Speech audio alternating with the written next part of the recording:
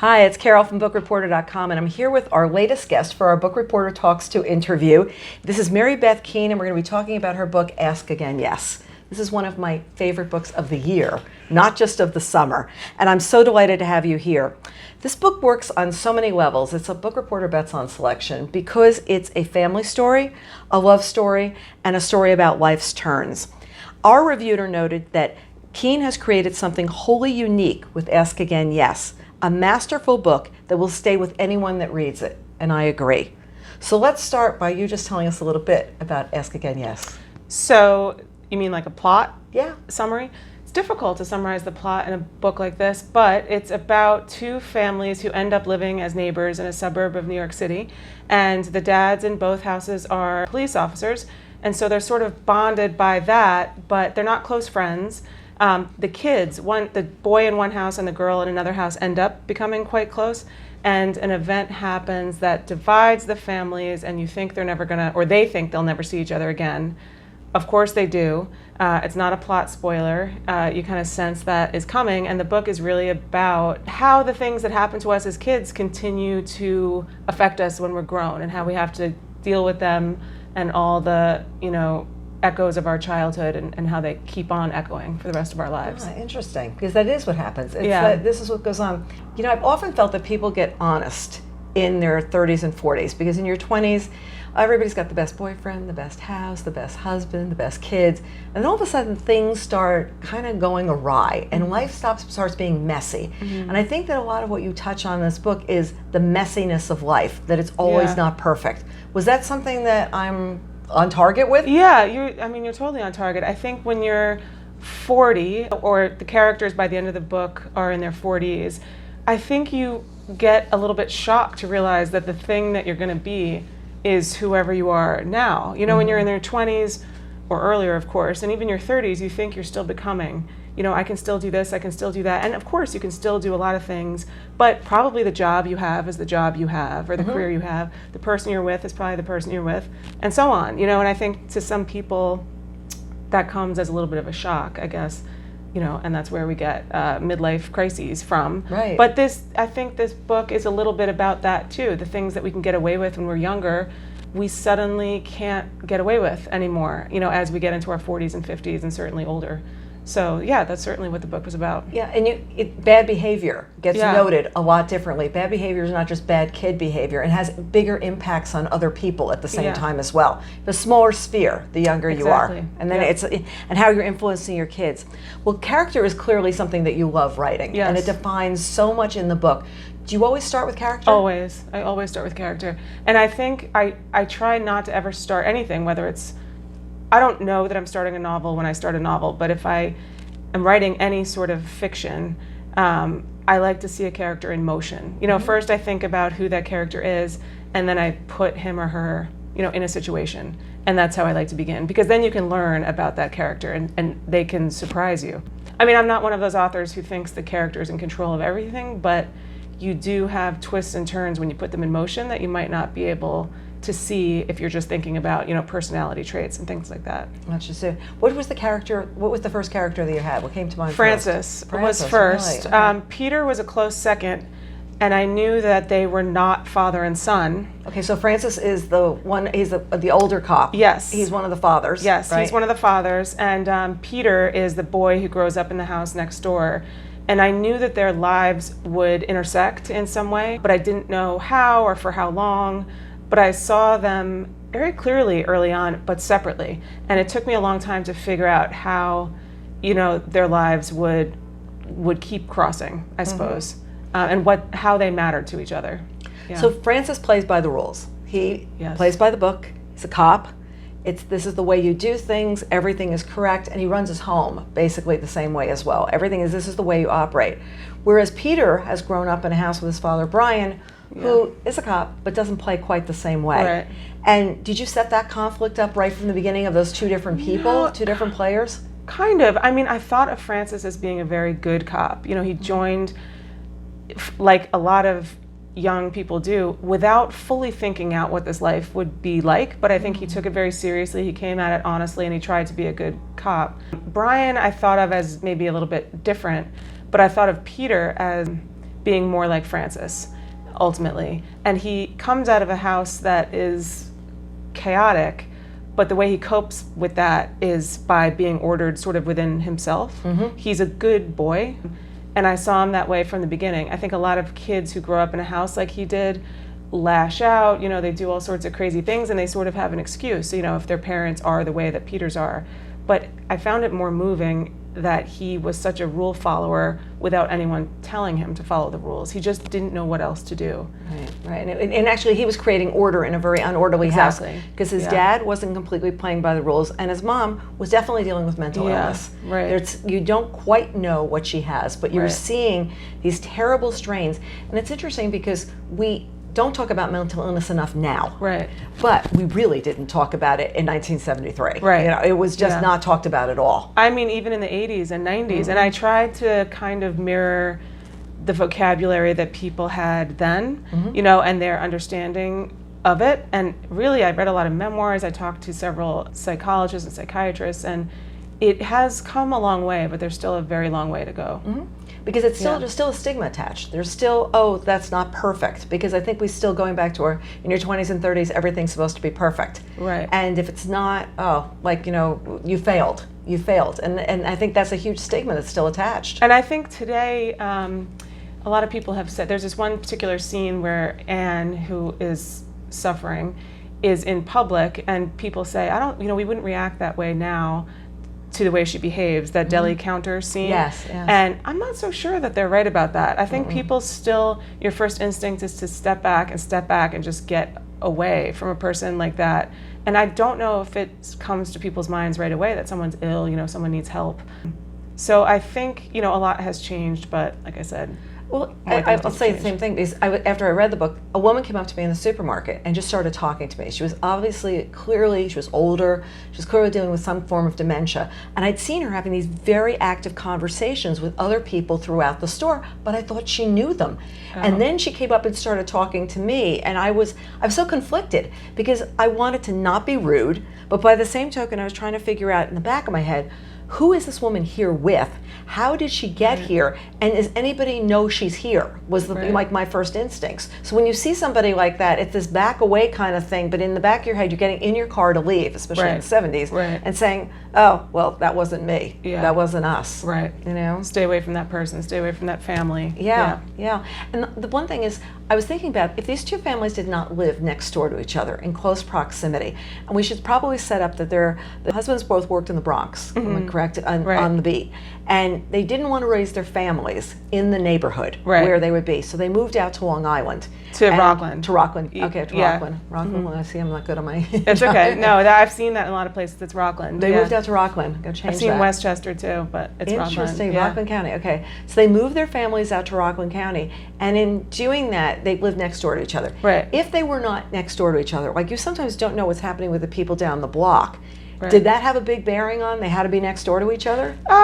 Kind of. I saw the kids kind of going back and forth in the yards, and the way that you become friends with another kid your age at such a young age is just proximity. So I think I thought a lot about my own childhood. Gilliam is set in a fictional Pearl River, which is in Rockland. That's where I grew up, and that's actually where I live again.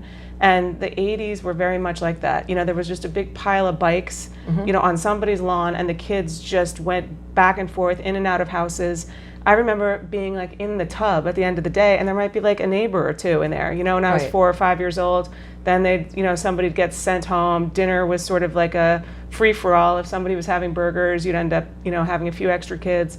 So I thought of it like that, except there was this one family, the Stanhopes at the center, who were just not getting in line with that, you know, who just wanted out, who were loners, who were isolated, just wouldn't participate in that way, even though the child in the house did want to, you know, and I imagined him sort of looking out the window at all the fun everybody else was having. It's like everybody's going to the ice cream guy, he's not going. Everybody's going to these places, I'm not part of that group.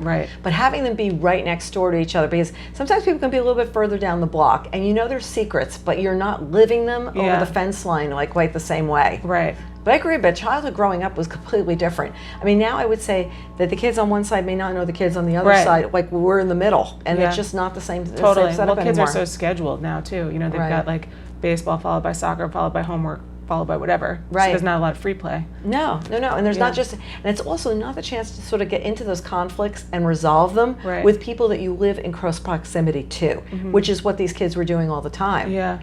And then also you have that they fell in love because they became attracted to each other. I mean, in 8th grade, I don't know if you're quite like in love, but you're there. Crushing. You're crushing each other. Yeah. So because we always, often hear about the kids are the kids are friends and the parents are in conflict, and it creates a whole new set of tension, which in this book really starts to ramp up as well. Yeah. Was that something that you knew where you're writing going in, or it's like? Yeah, I mean, I knew that. Well, it's hard to talk around plot spoilers. Yeah, we don't do that.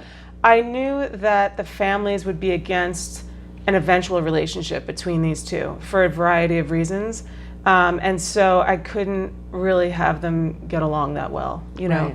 And I didn't want out and out fighting, but in that way that people are just not interested in other, they're just not having it. I wanted it to be more like that. It ends up being a little stronger than that, but I knew that they would be sort of star-crossed in that way. Right. Sometimes I think of this book as like a Romeo and Juliet, except if they had stayed together, if they'd lived. Right. And then they had to cope with the parents who didn't get along. And then they had to cope with each other, after you've already, won your man or won your lady, and then you have to live with them, and what that's like. So I did know that there'd be conflict in that way. And later on, you can't sit there and say there's something wrong with him because your mother would be like, you told you so. Exactly. I knew that was going to happen. Exactly. So you have this whole thing where you would normally be able to talk to people about things, and you just can't do it quite the same way. Well, they're not talkers anyway, these crew. No, this crew is very insular of like what's going on.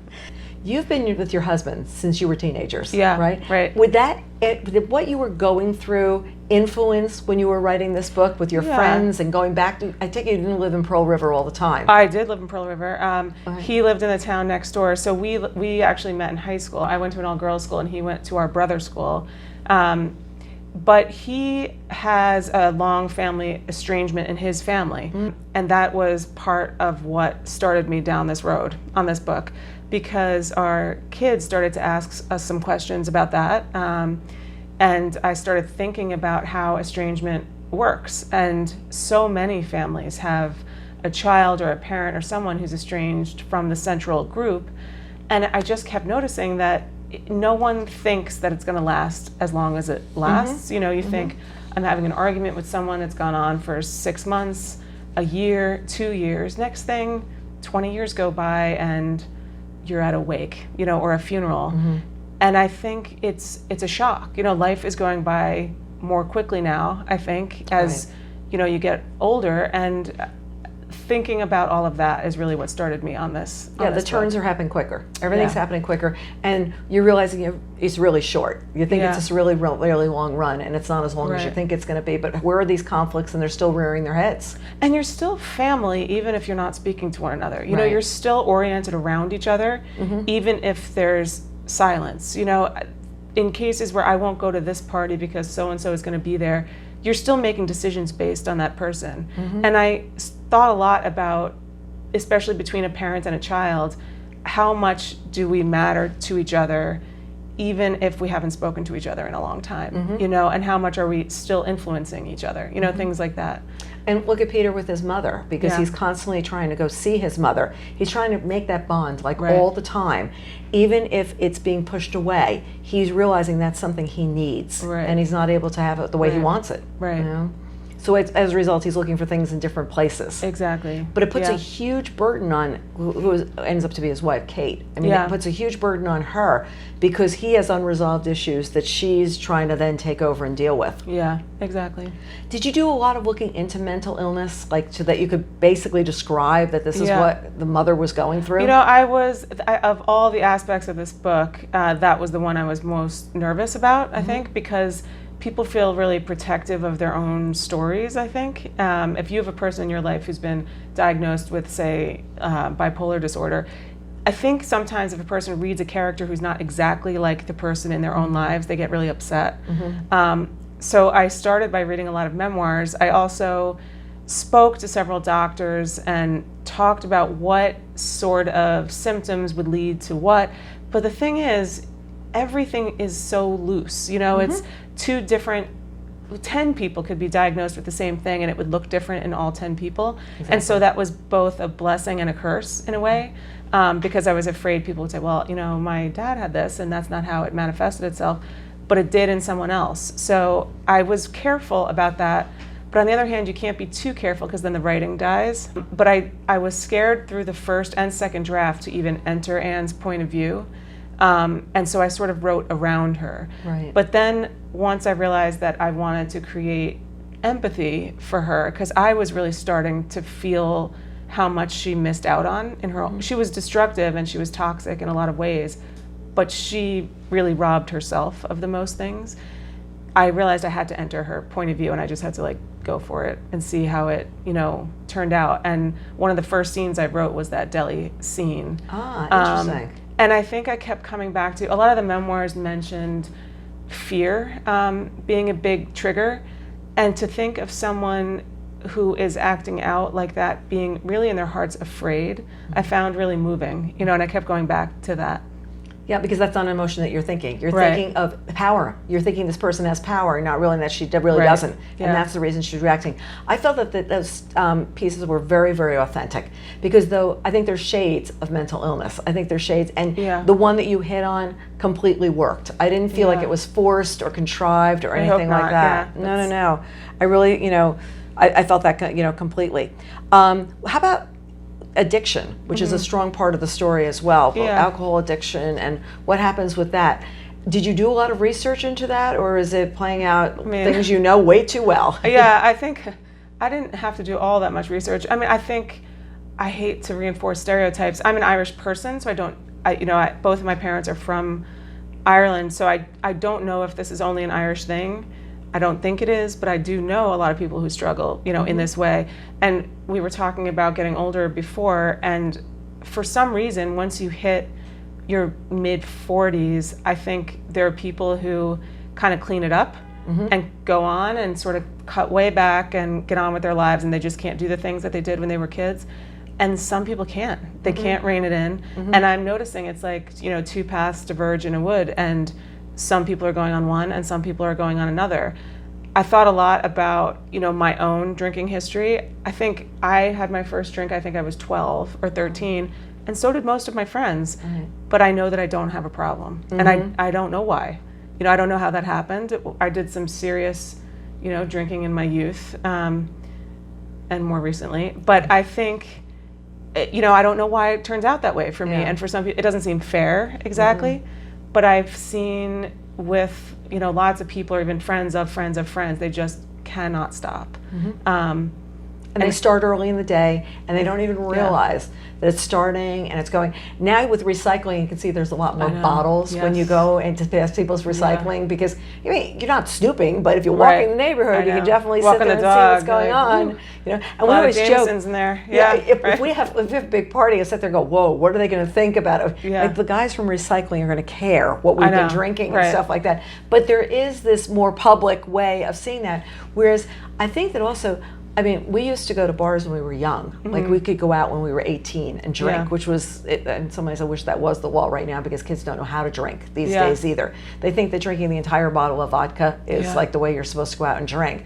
Whereas when we went out there watering down the drinks because they knew you were drunk, and it doesn't happen like that. We were always too broke, I think, to drink in bars. Right, that's true. Because it was like, if you're in Manhattan at age 19. Oh, that's way too expensive. Yeah, it was all, there was no money left. So I was at Fordham in the Bronx, it was still cheap. Oh, okay. Right. Pearl River was cheap too. But. Yeah, but they watered down the drinks. Let's face it. That's actually a good point. I didn't think about that. Yeah. And as the night went on, they were getting more and more water put in. I also remember too that if somebody left and they were like in a bar fight or something like that, and they headed up the block to the other bar, they just call and say they were on the way, and that so-and-so's on their way up the street. We just threw them out. Don't let them in. Funny. Which is really funny. But you see that there are also patterns that have to do with drinking of obsessive, obsessive, that you can't stop certain things. And a lot of people, this could be something that's more quiet because it's just drinking. Right. It's not, it's not something. It's not gambling. It's not something people want to see as much. I think sometimes people think of alcoholics as being out and loud and at the bars and falling off their stools and have to be, but a lot of it happens at home, in private. I know a lot of people who don't like to drink in a group, or out, they don't like to lose control of themselves in public, but privately in their own homes, that's when it happens. And I don't think a lot of people realize that. And to me, that's the weirdest. Yeah, quiet drinking. Yeah, that's the weirdest of all.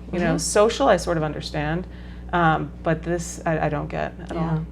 Very, very different. So how about life as a cop? Because they've got their own language. They've got sure their own do. way of Yes. doing things. Did you interview cops, or do you have cops in your family? I don't have any in my family, which I guess is unusual for an Irish family, but I did grow up around a lot of NYPD and local Orangetown and Clarkstown PD.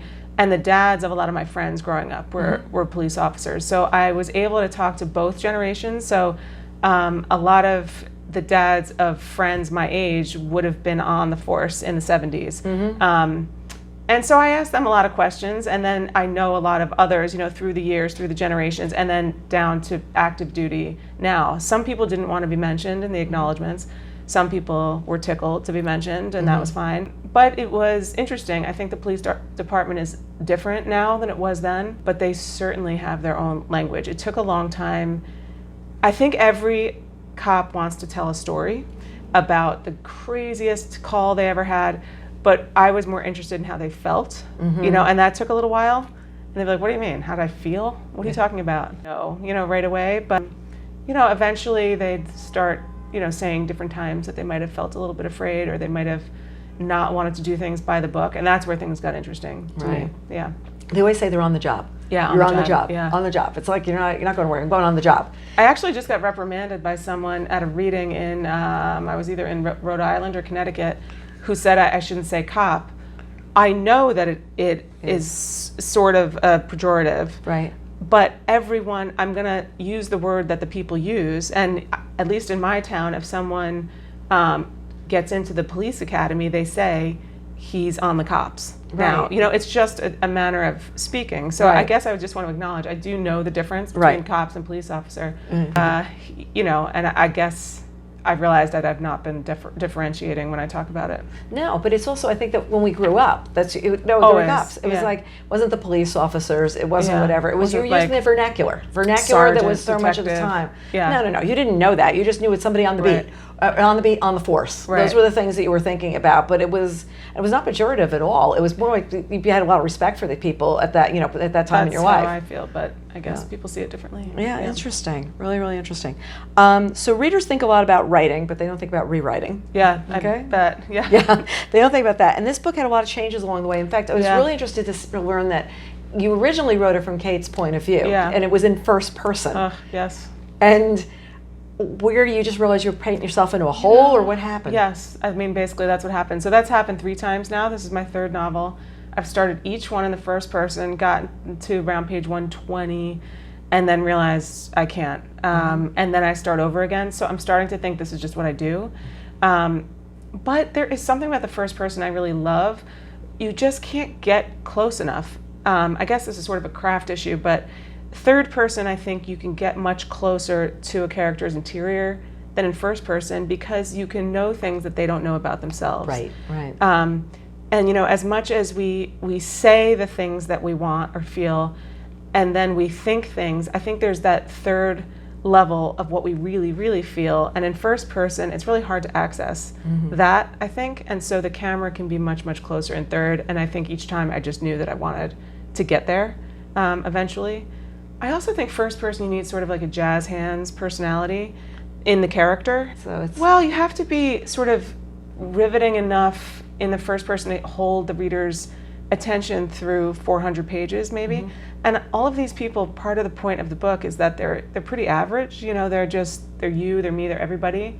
And I think I needed to find their quirks sort of outside. I don't think they could identify them. I don't know if that makes sense. yeah. But Because you were seeing it from the outside. You were saying, oh, she's not doing that right. Maybe coming from her mother's point of view. Right. Maybe coming from some other family member's point of view. Because if not, it would be like, oh, this is like perfect.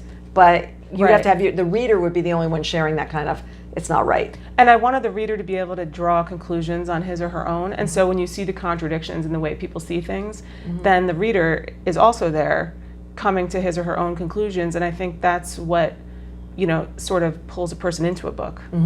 So... in any case, I switched it. There's this one really big night that we don't want to give any spoilers away of something happens. And did you always know there was going to be this cataclysmic moment or where it was going to be, or did you play around with that as you were writing? I knew there was going to be a moment. I didn't know what it was going to be or how it was going to unfold. And I also knew that one of the cops involved in the story was going to make an error in judgment, either large or small. Because one of the things that every single police officer I spoke to had a regret about doing the wrong thing. You know, even if it was in the 70s, maybe showing up at an address and saying, it's all fine, you know, and then something happens 2 days later. You know, they really carry that with them for the rest of their lives. And so I wanted to access, you know, something like that, but I didn't know what shape it would take. Where you go and where you go from there. Yeah. So what made you choose to start the book, open the book in 1973? You know, I didn't start the book originally in 1973. I kept doing this sort of round structure where we begin at the end and then circle back. It just wasn't working. So ultimately, it doesn't sound very revolutionary, but I decided to just structure it chronologically. But early readers of the book, if you don't have the whole book in front of you, I think it's hard to see why 1973 matters as much as it ultimately ends up mattering. But it was such a rich, evocative time in New York City's history, especially in, you know, the history of police work, that I just wanted to capture that, I think, and sort of give the reader a snapshot of what things were like then. Well, and also before that, people did live in the neighborhood where they were the cop, when they were a police officer when they were growing up.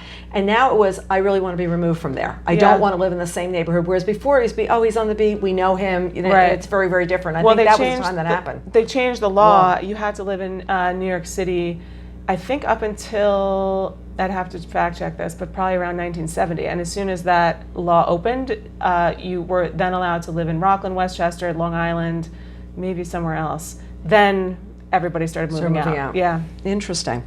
Had you always planned that you'd set everything over decades? Was it interesting doing that? Or I know you had no plan from the beginning. I know that there are people who have these like intricate plans and they stick to them, and I would love to be that person. Right. But I just don't. No, it just felt like you needed, if I only told the 2017 version of the events and we just saw, you know, these two people as grown-ups, I don't think a reader would feel the impact of what they're really going through unless you have the entire history. So you were right there, once you were right there right from the beginning. Right, exactly. Yeah. And you would feel I think you can, I hope a reader at the end can sort of see Peter the kid inside Peter the adult, Kate the kid inside Kate the adult. And without that, I don't know that this would be, you know, any different than a lot of stories. I think that history makes it a little bit different. But I would love to write a book that takes place over like 3 days, first person, present tense, you know, and I'm sure I'll try it, and then it'll end up in the garbage, and I'll end up back in the third person. Yeah, but like maybe start in the third person. No, but the first person I think gets you to understand. I agree though, because if you only got them today, they would be telling it through their lens. Right. Whereas this way, you were seeing everybody's lens back there to understand how they got. And I think that was, to be honest, I think that's what makes this book so interesting and so different, is because that, you know, that's what's happened along the way. I really hate flashback too.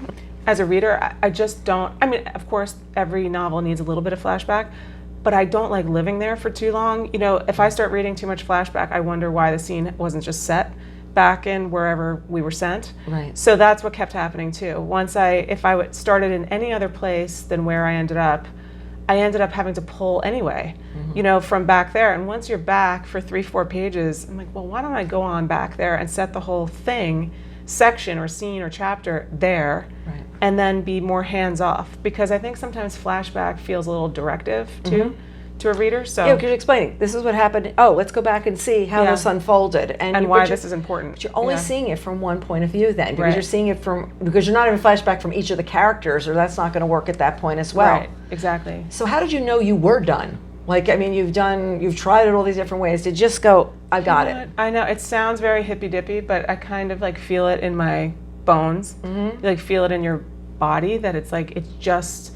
I'd get like this like queasy feeling when I was doing it any other way. I'm like, is it good? Yeah, it's good. And I'd go and I was trying to convince myself. Right. And then when I really knew I was sort of on track, you know, something feels like settled, and I just felt excited. And And then the end, I don't think I've ever had an experience where I wrote an end and stopped typing, and I thought, oh, that's it. That's the end.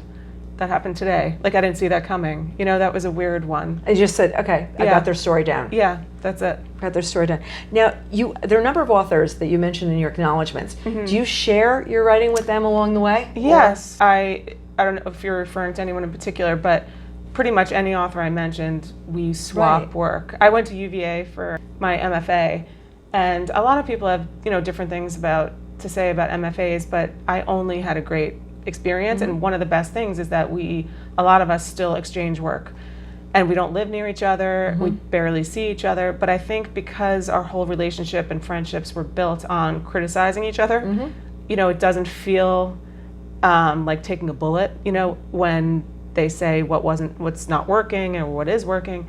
And I genuinely feel like we all want each other to do well. We want success. We want success for each other. Yeah, and it's not a zero-sum game. We can all write good books, and I think we're all just trying to help each other out, because if you don't have readers, I don't know how people do this without someone to say, like, this has gone way off the rails, or I don't care about this person, or what. So I use all of the readers I mentioned at different parts. Yeah. Well, and it's also interesting too, because the agent has a role in it and the editor has a role, but sometimes other writers, I think, can get you moved on a different path, or they can just flag something. I'm known for being way too blunt, because people hand me a manuscript and I'll just say, I think there's a gap here and I don't think I really need it. Yeah. But I would love that. Yeah. You'll be my next reader. You're on the list. I love doing that. I mean, blunt is great. I think we made films when I was at the magazine before I did this.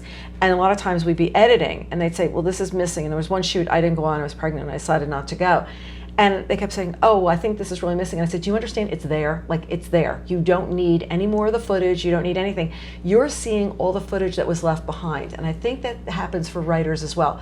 You know what was in your head that didn't make it to the paper, or what you already threw out. Whereas somebody else is just sitting there reading and going, it works. Or they're saying, there's a gap. There's something here, and I'm not getting there. I'm not walking that walk fast enough. Or I'm not understanding someone's motivation. Right. Yeah. If you know a person really, really well, you know why they're doing the things they're doing. And so it takes someone else to say, I'm not following, A is not following B here. Right. I'm not seeing why they picked up the bottle. I'm not seeing why he did what he was doing. Or why she's so mad about this, or why he's upset about that. Right. And then you realize you're missing some connective tissue, I guess. It was in your head, but it didn't make it to the paper. Right. And a lot of times when we were editing, I'd say, move this, move this, move this. And I think we've got the story. Yeah. But you're throwing out so much, and sometimes you don't realize just getting rid of it is like fine. Right. It really works. Yeah. And this book was very fast paced. I mean, I sat down and read it very quickly. I always hesitate to say that for writers who spend a long time on the book. It's funny. But I read it, and I think it was because when I sat down, I completely connected with the material. That's I was good. like, it was, moving me on. It does feel a little when you cook like a 8-hour, chop a lot of things, like Thanksgiving? big meal, and then everyone eats it in 20 minutes. Right. It does feel a little bit like that, but it means it's good. Yeah. So it's fine. But it completely flowed, and the meal was one I remembered. Oh, good. So just like, with the book, it's like, and it's interesting because I think I read this before we met in January. We met at Watcher Institute. Yeah. I read it before then. But this story is still very fresh with me, considering how much I've read. And that's something to be said, because a lot of times I don't remember the characters. I don't remember things that unfolded and what happened. And when I was sitting down to do this, I didn't reread the book. I was remembering things that had come up. Nice. And because I think you wrote with great clarity about your characters and about their situations. And there's something to be said about that. Oh, good. Well, yeah, so that was like really good.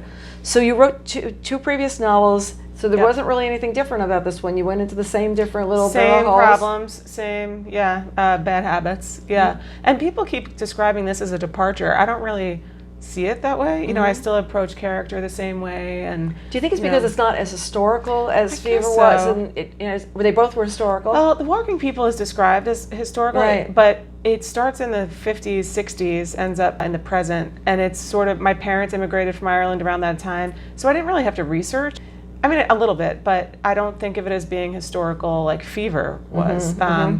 So that's like sort of, this is contemporary, but it doesn't start that much after The Walking People did. I don't know why. I don't know. It was funny because Kristen Hanna's The Great Alone was nominated for Goodreads as a historical fiction, and she got in touch and said, Carol, I never realized the 70s were historical fiction. But when you think about it, it's how many years ago now? It's 50 But no one is describing this as historical fiction, no. which is fine with me. Fine with you.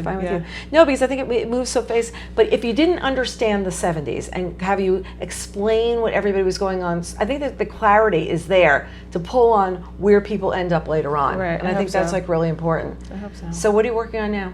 Or starting? It's in a very early stage. Yeah, I'm starting a new novel, but it's way too soon. It's in the first person talk still, about. right? Yeah, still in the first person. I still haven't thrown out 100 pages and banged my head against the wall. So Right. that's all coming. Right. I'm saying that's probably around November that'll happen. That'll Yeah. happen. Okay, Yeah. so we can just call it, we'll pull that up on the calendar.